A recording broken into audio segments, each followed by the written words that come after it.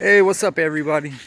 So I've been having pretty good success with these information videos, so I'm going for number 3. See how many I can do in a row. Today's video is about the US government's involvement in drug trafficking and why the government has encouraged drug abuse throughout its history. I mean, this can go all the way back to the colonial days, even, dealing with tobacco and stuff, and how tobacco was this massive cash crop. And basically tobacco was pushed and promoted not only for profit, but because they found that it was really effective in keeping the poorest, lowest classes of people energized and working. So that's a big reason why they promoted it. And there was a huge propaganda campaign all around it, dealing with, making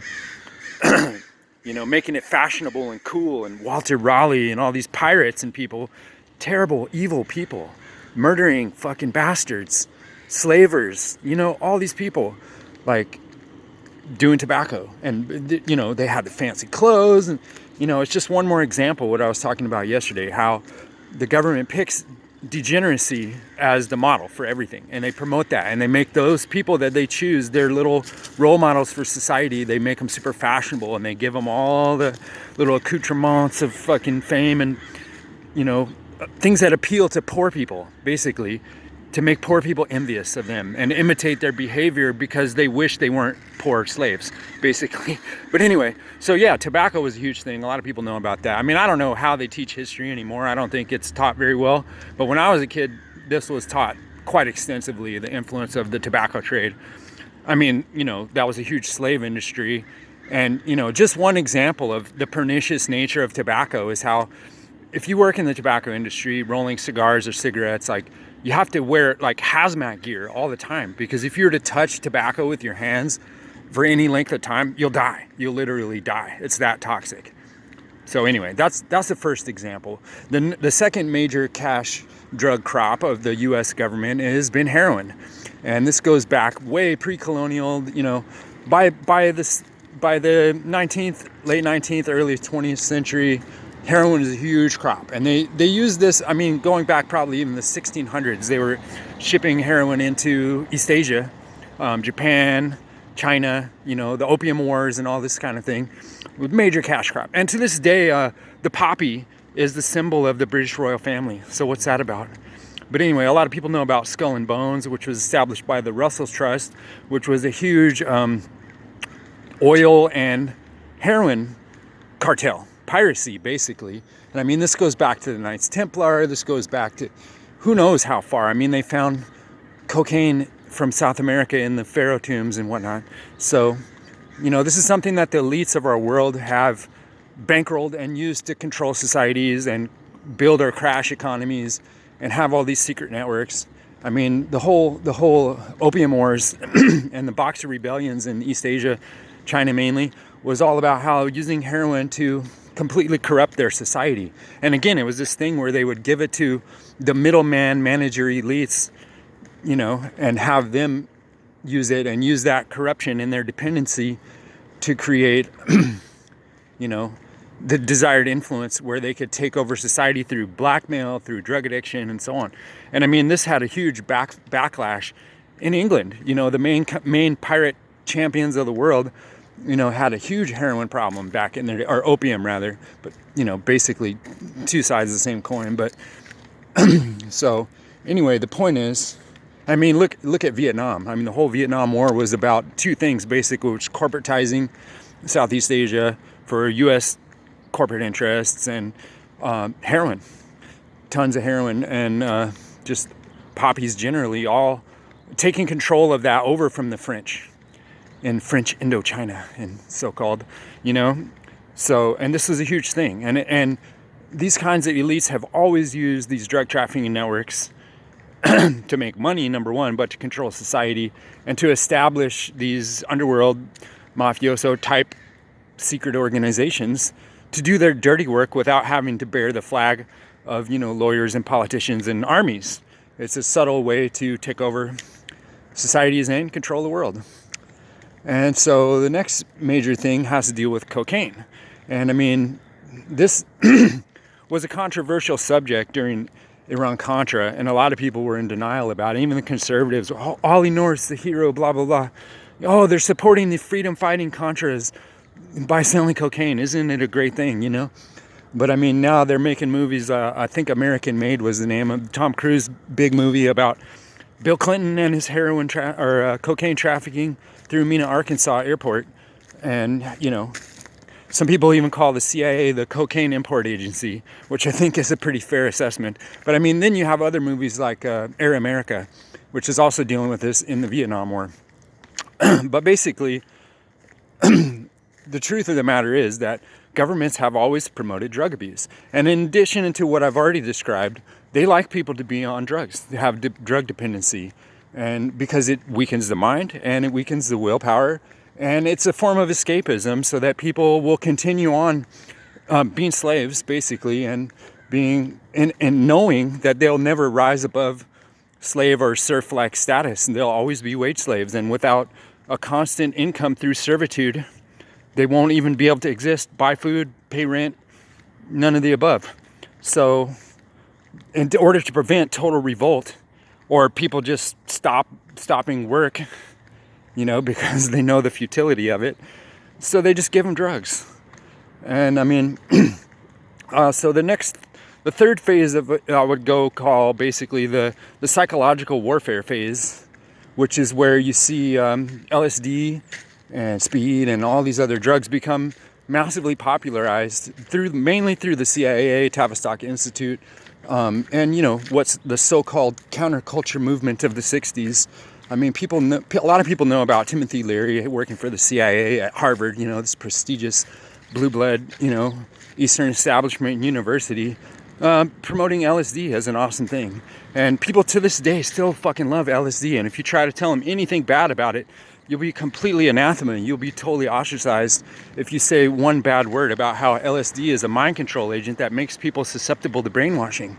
And that's the main effectiveness. I mean, they used it for their operatives for language training because they could absorb new information rapidly because it creates an extremely impressionable and susceptible state so that information more or less penetrates directly into the subconscious mind and it accelerates the learning process for a variety of things. And they also use it to fracture the personality and implant multiple personalities, you know, kind of the Jason Bourne scenario where there's compartmentalized aspects of the consciousness through trauma that are used for basically selective amnesia around these different covert ops and different things that they have to program the people to do. But anyway, so then, you know, you have Gordon Wasson popularizing magic mushrooms, this big, you know, media magnate in Time magazine talking about how awesome it is to do mushrooms and everything. Back in the 40s and 50s, I mean, you had Cary Grant and these different Hollywood stars doing LSD in the 40s and 50s before anyone else. You know, and again, it goes back to this thing of how I said that, you know, they're using these celebrities and media figures to promote their agenda and make it popular and admired by the masses. But anyway, so basically you got people like the Grateful Dead, which are all over the Nazis and CIA. You would not believe the Nazi connections between the Grateful Dead, you know, Freemasonic things and whatnot. But I mean, you got Bobby Weir going on video and talking about how he loves to kick it at the Bohemian Grove with the creator of the CIA, essentially Bill Donovan, first head of the CIA, who Donovan's all over the Jesuit order, Nazis, you name it, man. This guy is bad fucking news. And he was the main promoter of LSD and stuff and, you know, all this stuff. And basically, you know, these are cultural icons that are considered counterculture figures, right? The Grateful Dead kicking at the Playboy Mansion where they're doing all the pedophilia and whatnot, doing these acid tests, right? Where they're covertly testing, you know, STP and LSD and who knows what all on people with these acid tests. And it's so trendy and countercultural. Meanwhile, they're working for the most corrupt establishment, the CIA, U.S. military industrial complex, psychological warfare division, you know, top Nazis, top head of the CIA. You know, all tied up with the Grateful Dead, you know, and these are still to this day, it's worse than a religion. Like the Deadheads. Oh my fucking God. You cannot say one piece of this information to them. They will block it out completely or they'll flip out on you. I've had people that were my friends for decades and I would start listing off all the facts around this and documenting and show them Bob Weir on TV and radio talking about all this shit. And they would still be like, no, you're just a hater, blah, blah, blah. And I'm like, okay. But anyways, I mean, and you look at the lives of these people. I mean, I've known a lot of these deadheads, you know, and they've been close friends of mine. Some of them are really talented musicians and whatnot. But literally, the whole deadhead parking lot culture destroys their fucking lives. You know, it completely does.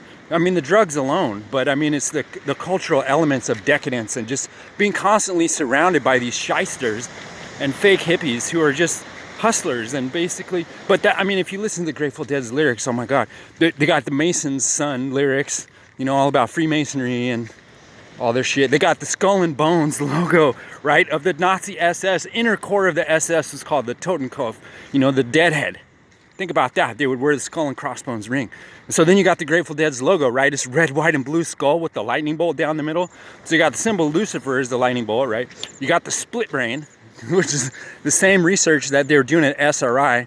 And if you look at the connections between Stanford Research Institute, you know, Grateful Dead, Jerry Garcia, and all these people, man, they were all up in that shit. They were pulling in people off the streets and all these troubled youth and whatnot and pulling them right into these drug experiments and split brain experiments, trying to create compartmentalized multiple personality disorder. You know, then you got stuff like Operation Midnight Climax, where they're using prostitutes to test LSD on people and filming them all. And a lot of times they would use politicians or different, you know, middle manager level people to blackmail and so on. But in essence, I mean, I think that kind of brings us up to the current day. Then you got people like Shulgin, you know, Alexander Shulgin, who created hundreds of these what they're called phenethylamines, and there's another class of chemicals, but there's hundreds of these chemicals basically similar to LSD that are psychotropics and whatnot. And this dude's testing them and giving them all to people, sometimes covertly, sometimes openly. But I mean, this guy is lionized. He's considered a fucking hero. Then you got the MAPS, which is some kind of group, supposedly like a charity or some kind of philanthropic organization that's basically testing all these chemicals on people and promoting it as a great, awesome thing. And don't get me wrong, I mean, I think even LSD does have some therapeutic benefits possible if it's absolutely used in a controlled clinical setting by someone who really knows what it's about. But frankly, I think it's too powerful. I mean, I've done it many times myself, and I've experimented with all these substances, but I've always done so from a point of view of psychological discovery and, you know, spirituality and in a very organized way, not as some kind of recreational trip, because to me that would really not be that fun. You know, it's traumatic. You know, you're delving into your subconscious. Even with preparation and with that proper mindset, it's a taxing experience, not only on the body itself, but on the psyche as well. So to me, this is never something that random teenagers should go out to Coachella and do some LSD. Because, okay, take that for example. Take the whole festival scene.